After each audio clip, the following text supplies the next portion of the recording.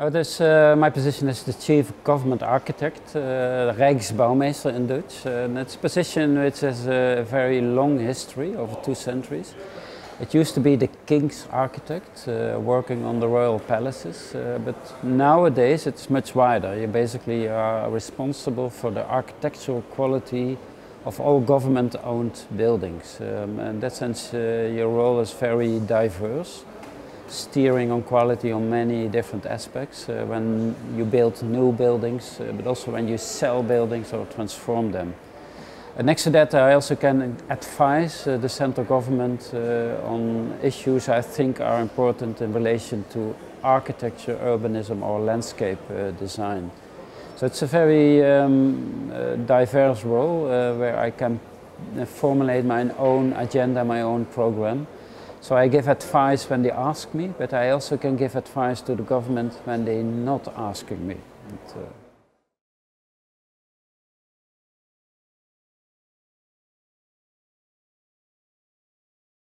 I think currently we have very well trained architects and designers, so they're very capable of making good designs. But what we learned in the recent economic crisis is that the profession is very vulnerable, because when the market goes down, architects lose their jobs. So I think as a chief government architect, I want to broaden the role architects can play by saying it's not just architectural design in the spectrum of ugly or beauty. It's not just design, but it's also a lot of social issues that you can add to the research of architecture. And by doing that, actually the profession can become more relevant and also can deal with other topics and issues.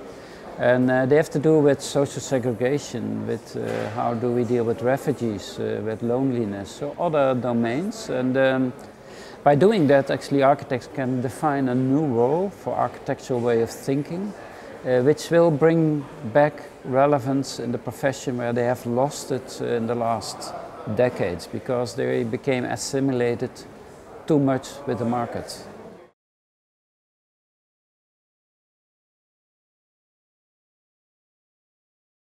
I think the urban design now is focused a lot on transforming the existing built territory.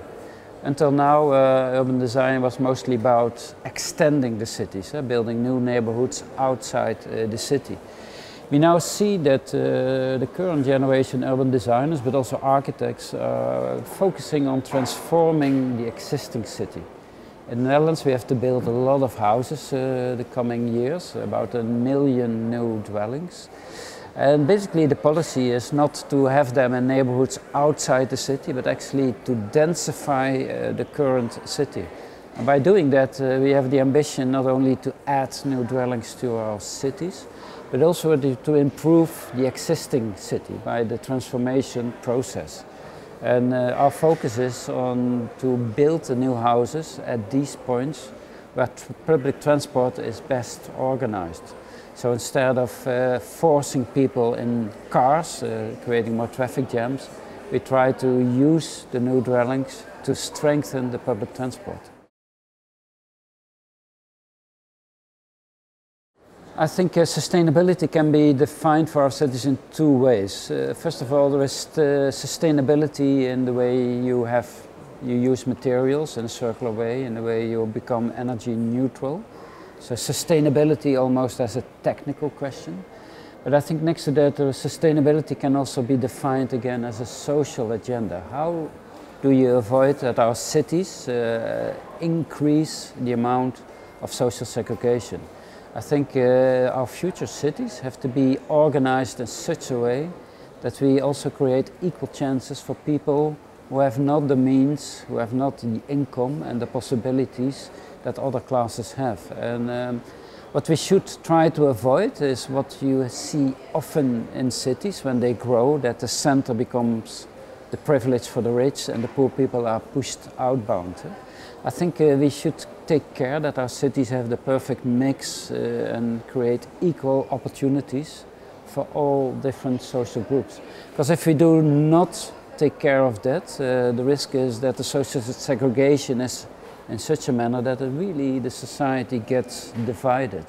And history learns that that always is a chain reaction of problems that then is becoming apparent. And I often quote Simone de Beauvoir, who said, if you want to see what the quality of a society really is, look how the vulnerable people are treated. And I think that's a responsibility for our politicians as much as it is a responsibility for designers and architects.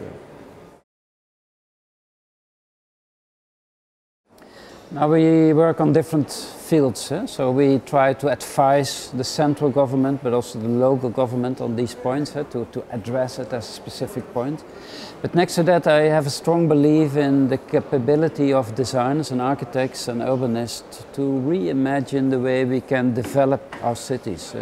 So in that sense I put these questions on the agenda of the architects. I also organize design competitions stating this question, like how can we transform our cities in a way that they are inclusive and that they are sustainable, both climate technique and on social issues. And it's interesting to see that designers and architects can come up with new concepts. In order to give that more meaning, we organized, for instance, a competition named Who Cares? In that competition we said we do not allow teams of architects only.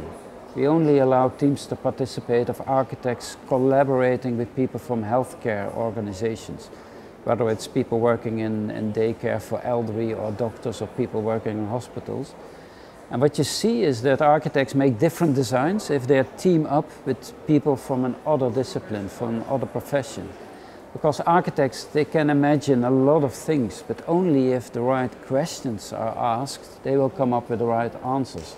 So combining different insights is, I think, an essential part for the innovation of the architectural profession.